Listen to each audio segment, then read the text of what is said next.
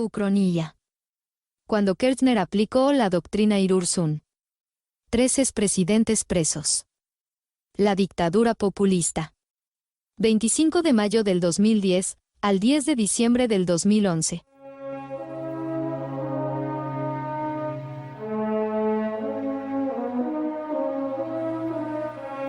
Ucronía. Reconstrucción de la historia sobre datos hipotéticos. Define la Real Academia Española. La que intentaremos narra, como cuadra, algo que no sucedió realmente. Un pasado que no fue. Mejor dicho, que sí sucedió, pero en tiempos posteriores al periodo 2003-2011. Allá vamos. Néstor Kirchner ganó con mucha fortuna y votos prestados las elecciones del 2003. Salió segundo en la primera vuelta, detrás del expresidente Carlos Menem. Este se retiró del balotaje, sabiendo que sería vencido. Proyectaba enorme rechazo, tanto que el ignoto Kirchner se bastaba para ganar con el apoyo del entonces presidente Eduardo Duhalde. Candidato de descarte, elegido para frenar a Menem, carente de poder propio, a Kirchner lo obsesionaba construirlo. Su programa consistía en un conjunto de medidas demagógicas que mejoraban las condiciones de vida de millones de argentinos. Su estrategia política era conquistar al peronismo, además de a la clase trabajadora. Por eso, debía sacar de la vista a Menem, herido, pero con alguna vigencia, y a Duhalde, su verdadero rival. No confió en lograrlo con solo gobernar. Se propuso un plan asombroso: encarcelar a 3 presidentes que lo habían precedido. Además de Menem y Duhalde, cayó en la volteada al radical Fernando de la Rúa. Aunque estaba desahuciado, como competidor, era imposible hacerlo zafar mientras se apresaba a los colegas. Así y todo, la empresa no lucía sencilla. Podía quedar en evidencia como una decisión caprichosa, autoritaria. La herramienta para consumar la besanía le cayó del cielo, o para ser estrictos, de una prestigiosa revista jurídica. Martín Irurzun, camarista federal destacado y republicano, minga de peronista, publicó por entonces un artículo admitiendo un uso más intensivo de la prisión preventiva durante un proceso judicial, sin que mediara condena. La elucubró en términos abstractos, sin pensar que sería trasladada de modo brutal a la arena política. La doctrina Irurzun fue escrita por un hombre docto con más ligereza que dolo. Cabía considerar la perspectiva de mandar en gana, teorizó Irurzun el bueno, a quien pudiese fugarse, entorpecer la causa, conservar poder residual o relaciones gravitantes. Kirchner transformó en un arma esa tesis concebida como insumo para la discusión académica. Los 3 exmandatarios acumulaban graves acusaciones penales en su contra. De acuerdo con las reglas no escritas de la convivencia política, era inimaginable que se los pusiera entre rejas. Las normas penales tampoco lo habilitaban. Menem, que había gobernado hasta 1999, coleccionaba expedientes, algunos avanzados. La venta ilegal de armas a Croacia y Ecuador, y para esconder las pruebas de este hecho, la explosión deliberada de la fábrica militar de armamentos en la ciudad cordobesa de Río Tercero, que ocasionó muertos, heridos y daños materiales terribles. Una situación anómala en la que el encubrimiento de un delito es más grave que el crimen original. El encubrimiento y el armado de pistas falsas en la pesquisa sobre el atentado de la AMIA. Pagos ilegales de sobresueldos y enriquecimiento ilícito. De la Rúa cargaba con la masacre del 20 de diciembre en las inmediaciones de Plaza de Mayo y las coimas distribuidas entre senadores para lubricar la aprobación de la reforma laboral. Duhalde, con los asesinatos de Maximiliano Costecchi y Darío Santillán. Los expedientes contra Menem estaban más avanzados, por haber comenzado antes. Los de sus colegas en sus primeros pasos. Evito adentrarme en las contingencias judiciales. Nada tuvieron de serio, todo de arbitrarias. Jueces federales, nombrados por el menemismo, gozaron persiguiendo a De la Rúa. Desprejuiciados, ellos u otros la emprendieron contra los 2 peronistas. Se los detuvo en condiciones vejatorias, de noche, sacándolos de la cama, en pijama.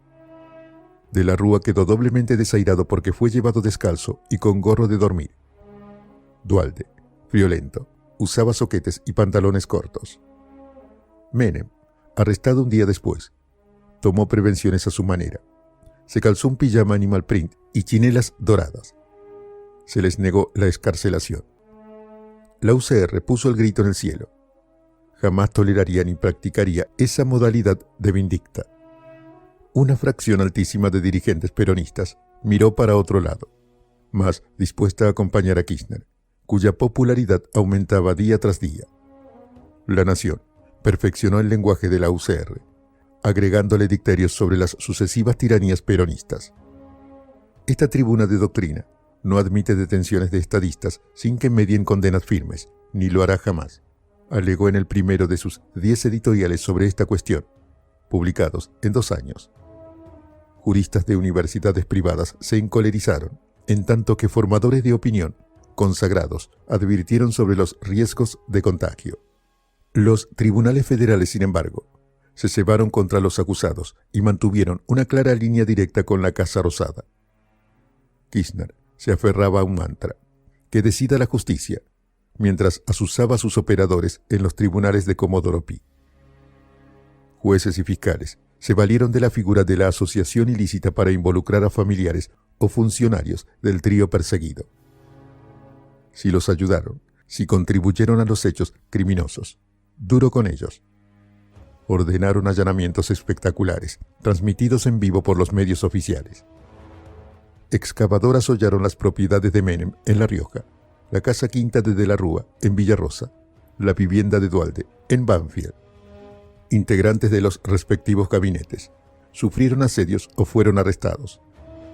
El ex titular de la CIDE, Fernando de Santibáñez, se encontraba en Kentucky. Uno de sus caballos, Pura Sangre, disputaba el famoso derby. Fue forzado a regresar y terminó en la cárcel. El fiscal ordenó secuestrar al Pingo, que se encabritó y obligó a los oficiales de justicia a suspender el procedimiento. En el interín, la intercesión de asociaciones protectoras de animales hacía lo posible por truncar la payasada. Ni los parientes cercanos eludieron la vendetta. Se allanó el convento donde había profesado su fe la hija monja de Duhalde, sin dar con objetos de valor económico ni con armas, ni con ella misma. Antonio de la Rúa, mentor del entorno de su padre, fue detenido mientras inauguraba un resto de sushi. La sinrazón de los fiscales alcanzó a la pareja de Antonio, la cantante Shakira. El pedido de captura internacional a Interpol se pasó de la raya. El Estado colombiano le hizo llegar su repudio a Kirchner. El embajador en la Argentina se retiró durante unos días. La comunidad artística mundial se alió a la popular Shakira. Decenas de ídolos musicales firmaron un manifiesto. Joan Manuel Serrat y Luis Miguel, entre tantos otros. Un par de discretas llamadas de la Casa Rosada a Comodoro Pi obtuvieron que la medida se retractara y que la persecución quedara reducida al ámbito del cabotaje. Adolecía de numerosas fallas, su fragilidad jurídica saltaba a la vista. Kirchner pensaba solo en el ejemplo disciplinador y en las elecciones de medio término. Las enormidades se sucedían. Uno de los principales operadores de Kirchner en tribunales era presidente de Racing, el equipo de sus amores. El fiscal, despiadado contra los acusados, había sido empleado de seguridad de la Academia de Avellaneda. Trazos de realismo mágico que desacreditaban las maniobras. Con objetivos autóctonos e internacionales, críticas lapidarias de las facultades de derecho, las privadas sobre todo, como ya mencioné. La ofensiva se dio terreno a medida que pasaban los meses. Magistrados o cámaras concedieron a los expresidentes la prisión domiciliaria, en consideración a la investidura que habían alcanzado. Tribunales con más corajes revocaron la prisión preventiva. El daño, dolorosamente, estaba hecho. El desprestigio enchastró a los mandatarios apresados y exhibidos entre rejas. La popularidad de Kirchner crecía, ya lo explicaremos. En 2005, Cristina Fernández de Kirchner se postuló como candidata a senadora nacional por la provincia de Buenos Aires. Enfrentó a Hilda González de Duhalde. La primera dama prevaleció por un margen amplísimo que jamás hubiera logrado sin la campaña de desprestigio contra el expresidente. El propósito de la Blitzkrieg Irurzun se había cumplido. Quedó imborrable la degradación de la democracia, que solo el populismo era capaz de concretar. La creciente aceptación de Kirchner se asentaba en una praxis populista de gestión. La misión de los estadistas, enseñan los cerebros neoconservadores, es endeudar a sus países a una costa de agravar la pobreza y la desocupación presentes, y prometer para el futuro equilibrios fiscales y lluvia de inversiones. Los gobiernos nacionales y populares redistribuyen poder y riquezas, inculcándole a la gente una creencia considerada insustentable y mendaz por sus adversarios, que tienen derechos, muchos para colmo, y deben gozar de una existencia digna cuanto antes, en el presente. El kirchnerismo implantó ese modelo, rechazado por las escuelas de economía de Harvard, Yale, la Universidad Católica Argentina, la de San Andrés, la de Torcuato Di Tella. Ahondó el perjuicio armando una red clandestina de corrupción, el móvil real de las pretendidas conquistas, avances, empoderamientos. Sin renunciar a sobreprecios o cohechos acordados con grandes empresas, articuló un mecanismo de recolección hormiga con pagos constantes. Una red clandestina de comisarios de manzana, vetusta institución de la década del 50, cuando los dictadorzuelos de barrio eran conocidos y abusaban de su poder territorial. En el siglo XXI, el comisariato era invisible.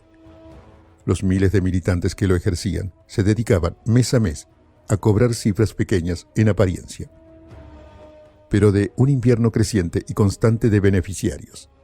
Los millones de nuevos jubilados les daban un pesito como diezmo. Las amas de casa o empleadas domésticas que accedían por primera vez a ese beneficio también dejaban un óbolo. Otro tanto hacían los millones de desempleados que consiguieron trabajo formal.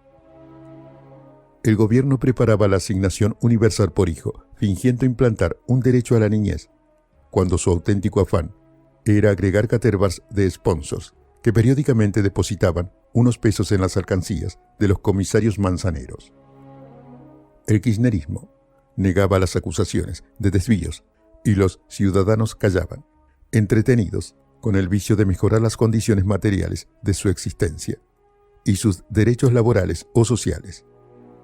Por desconcertante que parezca, así sucedían las cosas. La versión opuesta es directamente inimaginable, tal vez porque desafía cualquier atisbo de razonamiento serio. Asumir que un régimen populista de veras tome medidas beneficiosas para las mayorías. Esa misión recae monopólicamente en el FMI y en sus intelectuales orgánicos, ministros o gurúes consultores. Otra fuente de recaudación eran las llamadas ampliaciones de derechos. La comunidad gay colectó dinero para que se dictara la ley de matrimonio igualitario. Cada pareja que se casaba con las nuevas reglas recibía un sablazo del funcionario del registro civil. Doble tarifa grabada a las nuevas parejas adoptantes. Unos manguitos más provinieron de empleados de casas particulares. Y los peones rurales, que consiguieron estatutos laborales lisonjeados con candidez por la Organización Internacional del Trabajo. Suponían que vivían mejor y que gozaban de derechos. En ese marco alucinado, se veía venir la elección de Cristina Kirchner como presidenta. Los ataques a los expresidentes surtieron efecto. Disciplinaron a otros adversarios y contaron con alta anuencia social. De la Rúa, Duhalde y Menem recuperaron la libertad, pero a costa de su reputación. La sociedad civil dejó de mirar para otro lado cuando estalló el conflicto del gobierno contra el campo por las retenciones móviles. La alta reacción de la patria chacarera concitó adhesiones y simpatías. El recurso de la acción directa contó con aprobación masiva. No eran piqueteros mal entrazados en busca de visibilidad y un puñado de pesos. Gente laboriosa, habituada a fatigarse de sol a sol, incluidos arrendadores y rentistas. Cortó rutas, provocó desabastecimiento de productos básicos, derramó leche fresca sobre el pavimento. Convicciones firmes indujeron a ciertos deslices, como retener en Córdoba una ambulancia que trasladaba a un enfermo grave, que falleció. Cristina y Néstor Kirchner rugían señalando un hipotético abuso de derecho. Los académicos más reputados y los medios de mayor audiencia refutaban la tesis. Se ejercitaba el derecho constitucional a la protesta, llegado el caso, a la resistencia pacífica. Un chacarero entrerriano, Alfredo de Angeli, ingresó al Salón de la Fama. Atrevido, deslenguado, y respetuoso hacia la presidenta, omnipresente en los piquetes. Se ufanaba de portar armas de fuego y tener disposiciones para valerse de ellas. Un juez y un fiscal federal, que habían sido designados por los Kirchner, le imputaron un sinnúmero de delitos que coronaron con el de jefe de una asociación ilícita. Fue encarcelado apenas se lo procesó, sin esperar la sentencia de primera instancia, ni hablar de condena firme. La gota desbordó el vaso. Opositores de diferentes partidos fueron a visitar a De Angeli a la cárcel. La diputada Patricia Bullrich llegó primero. El jefe de gobierno porteño Mauricio Macri recaló en la mazmorra con un sinfín de camarógrafos y comparó al detenido con Nelson Mandela y Juan Román Riquelme, dos paladines pacifistas.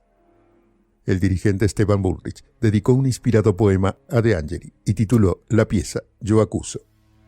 Lo musicalizaron Gustavo Cordera y Alfredo Casero.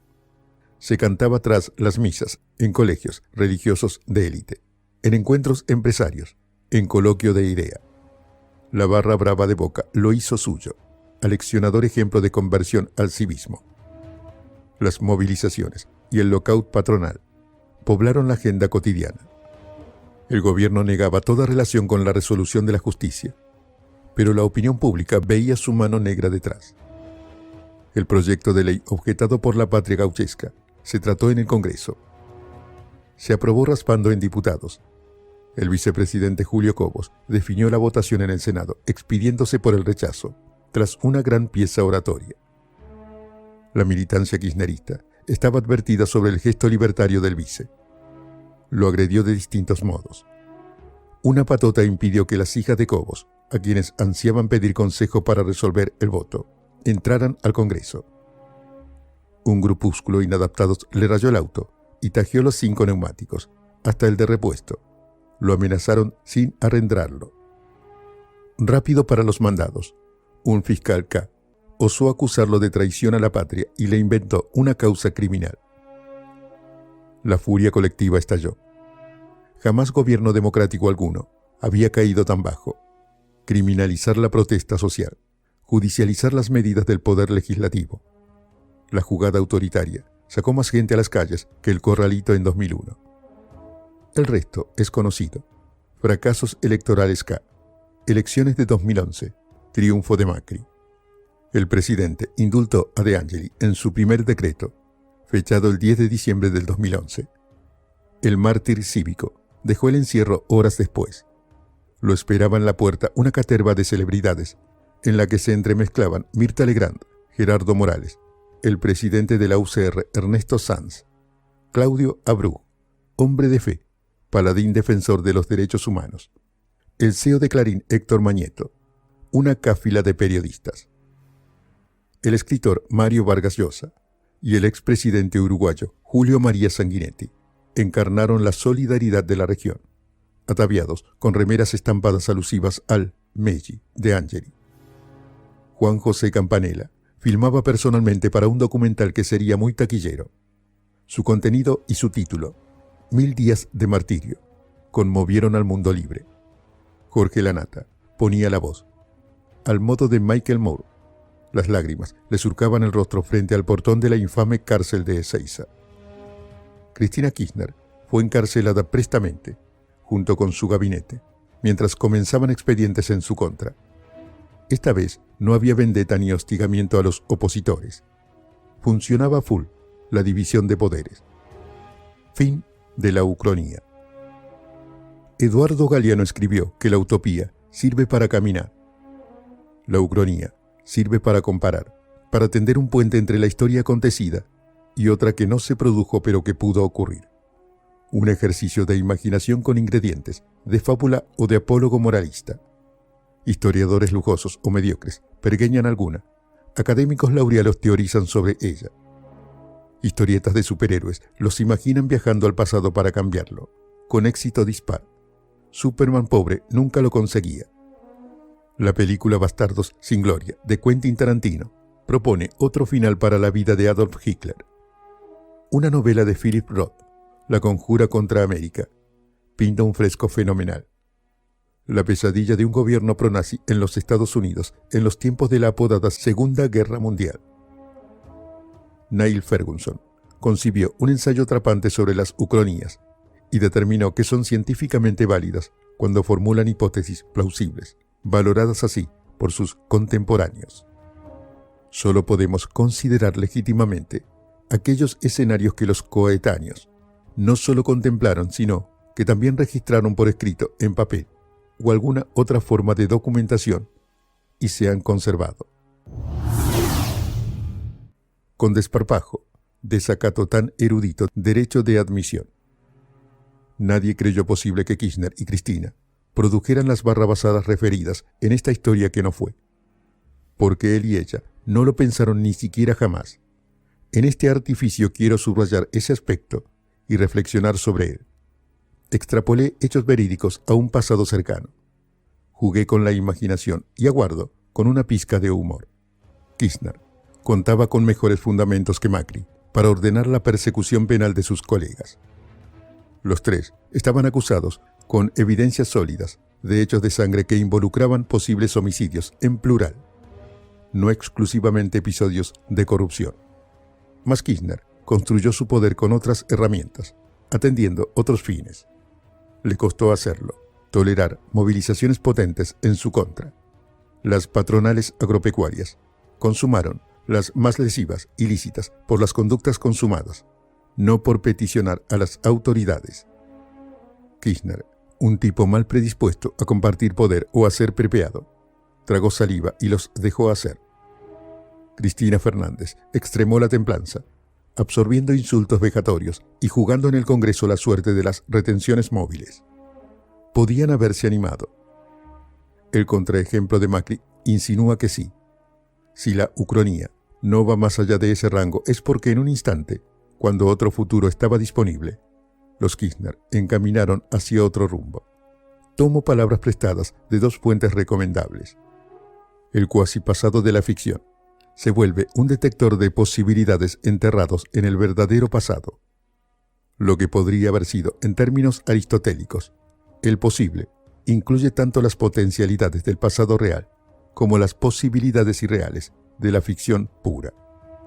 Paul Richard enseña que la investigación histórica puede remontarse a un momento del pasado, donde el futuro aún no estaba decidido, donde el pasado era un espacio de experiencia abierto a un horizonte de expectativa. Varios porvenires, no todos, no cualquiera, son plausibles en el jardín de senderos que se bifurcan. Nos habituamos a hablar de futuro o de finales abiertos sin percatarnos de que, en un punto, ante una o varias encrucijadas, el pasado lo fue. Lo que se concretó, por definición, era un porvenir asequible. Existían otros alternativos en germen. Rocher, siguiendo a Karl Marx, subraya que la humanidad no hace su historia más que en circunstancias que ella no ha creado. Sin embargo, reescribo en mi dialecto. La libertad dispone de medios para realizar en la historia. La crónica que inventé no estaba vedada. Para impedirla, me dio la voluntad política de líderes nacional populares que escogieron evitar ser autoritarios, excluyentes y violentos, tanto como la tosuda derecha argentina, que no estaba predestinada a encarcelar y perseguir a sus rivales. Decidió hacerlo.